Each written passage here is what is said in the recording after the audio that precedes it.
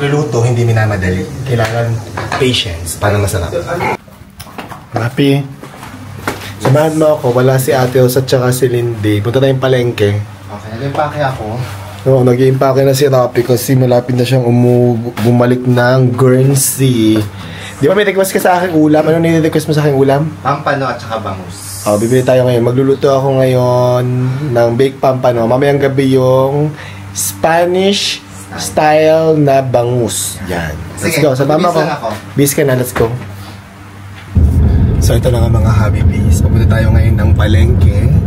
Kasi si Rapi nag-request siya ng ulam. Sabi niya, Kuya, matagal ko nang dinatitikman ng baked pampano. Tapos yung daw aking Spanish style bangus, never pa daw niya natikman. Kaya gagawa tayo mamaya.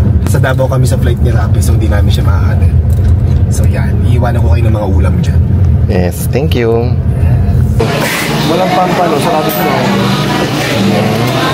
Hindi tayo makakatigil ng pampano. Bangus na lang muna. So ano yung lulutuin mo? Sa naisip ko, lutuan si Rapi ng dinuguan. Kaya nandito tayo sa Babuyan. Naghingi tayo ng dugo ng fresh. At nandito na kami sa bahay. Nakapagbihis na agad si Rapi. At ayusin muna namin ang aming pinamili. Anong gusto mong ulam? Lutuin ko ngayong lunch. Gusto ko yung dinuguan. Dinuguan muna. Tapos mamaya, siguro lutuin ko na rin yung Spanish style bangus para mamayang gabi. Ha? Okay. Sige, magluto tayo ng dinuguan. Mag-ready na ako. Anong ginagawa mo, Kuya Ryan? We're ready na kasi wala si Ate Os at si Lindy. Kaya ako nagpiprepare ng mga ingredients. At naghihiwa ng bawang, sibuyas. May konting luya lalagyan ko. And then maghihiwa na ako mamaya ng pork. Tapos magluto na tayo. Nagsaing ka na, Rapi? Yes, kakasain ko lang. Si Rapi nagsaing kasi wala si Ate Os at si Lindy. Nasa stock mo. So, tulong-tulong. Tulong-tulong kami ngayon dito. Yes. So, mag-start tayo magluto ng dinuguan. Na-request ni Rapi, magigisa muna tayo ng bawang. Ako talaga, again, lagi kong sinasabi, bawang ang inuuna ko. Pero kanya-kanyang trick yan. Kung anong gusto mong unahin, go lang. Gusto mong unahin ang sibuyas, go. Pero ako, bawang. Talagang inuuna ko. Hindi ko na yung sibuyas. Marami akong sibuyas na nilagay. At isasabay ko na din yung luyang konti. Konting luya lang. Tapos, gisahin lang natin ng very, very light. At nagisa na natin ng bawang sibuyas luya. Ito na yung aking kasim na baboy. Yung may taba kasi mahilig ako sa may taba. Masarap kasi ang dinuguan pang may taba, diba?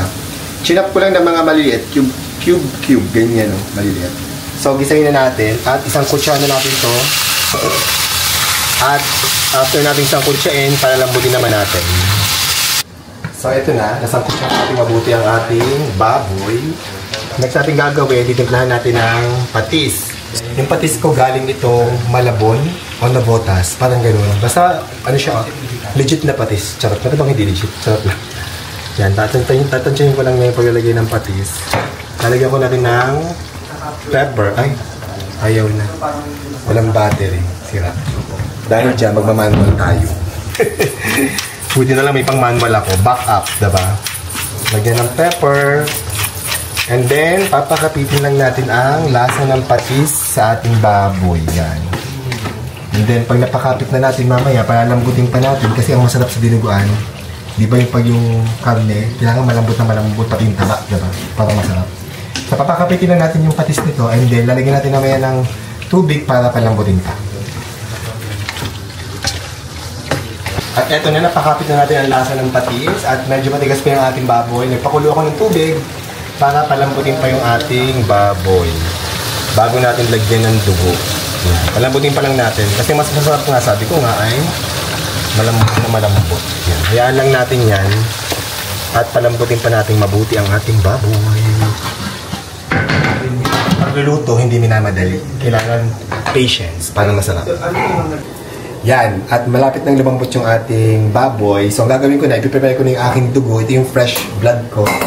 Tapos, lalagyan natin ng kalahating cup ng Select King Vinegar. Yan. Lagyan natin dito. Hinahalo ko siya sa dugo. Tapos, hahaluin natin. Yan. Pag nahalo ko na to, tsaka natin ilalagay doon sa ating baboy. Kasi malambot na. Eto, sobrang lambot na ng baboy natin. Nagmamantika na siya. Yan, ready na siyang lagyan ng dugo. So, Yung paglalagay ko ng dugo, kailangan habang nilalagay yung dugo, continuous lang yung paghalo para hindi mamuumuo yung dugo natin. So, ganyan. Yan, halo-haloin mo lang ng ganyan.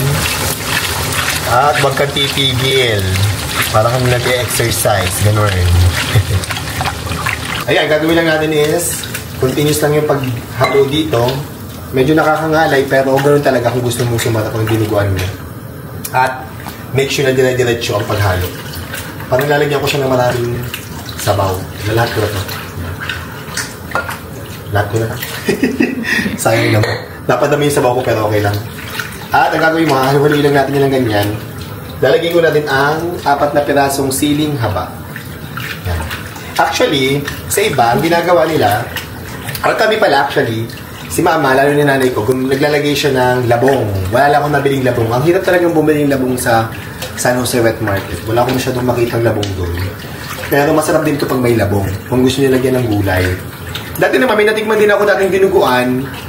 Ang nilagay naman niya, patatas, extender. Diba, nakakagulat. Naglalagay sila ng patatas. Pero kanya-kanyang style yan, sabi ko nga. So, kung ano yung style mo, go lang. Ang importante, masarap at nasasayahan ka sa niluluto mo. Yan. So, gagawin natin ganyan lang. Yan. Atin lang, dire-diretso lang ang ating pag-steer ng ating sabaw. Huwag kang titigil. Mamaya titikman natin at para malaman natin kung okay na ang timpla, yung alat at asin. Tikman ko muna kung okay sa akin yung timpla.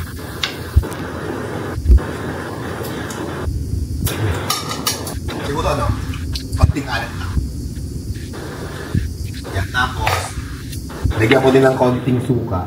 Pero mamaya kasi, ang gagawin ko, ang style namin na dinuguan, na naman ako sa nanay ko, nagalagay kami ng kalamansi. Pagluto na yung dinuguan, tsaka ilalagay yung kalamansi, tapos haluin ko yung kasukin. Pero maglalagay pa ako ng konting suka, pag ano ko lang ako nito. Tapos hindi ko yung tatakpan. Okay na yan. Kaya ako lang kumulo. Mamaya lalagyan natin ng kalamansi last. At ito, nagpiga na si Lindy ng kalamansi. Mga ilan ito? Mga 6, no? Na kalamansi. 6 po. Lagyan na natin, tapos papatayin ko na pagkalagay. Ang konti, parang kulang yung kalamansi. Pero, dead man na. Okay na yan. Isang halo lang ng very light. At luto na ang ating dinuguan. Ayan. Yung palang iba, ang ginagamit nila is lamang loob. Kaso, hindi ako mahilig sa lamang loob. Kaya, baboy ang ginagamit ko. Pwede din lamang loob, actually. Luto na, kakain na tayo. Tama na dito si Eric tsaka si Rolly. Ang mga Hobby Bee staff nandito. Tayo Lindy. Let's go. Apo. At eto, naluto na ang ating dinuguan. Kakain na tayo, naghain na si Lindy. Medyo makalat ang aming table kasi nag-work kami ngayon. Pero kakain muna kami bago mag-work. At may natira kaming crab rangoon. Prinito ko na rin para kainin namin. Guys, kain na tayo. Rice na lang tayo, Lindy. Okay. Okay na tayo. Let's eat, guys!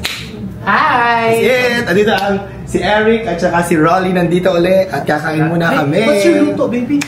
I cook pork dinuguan, tapos yung crab rangoon. Ano lamang loob ba? No, it's baboy. Hindi ako sa lamang loob. I like Bawal sa lamang akin. loob. Bawal sa akin. Kain na tayo. Let's eat! Kiss na lang.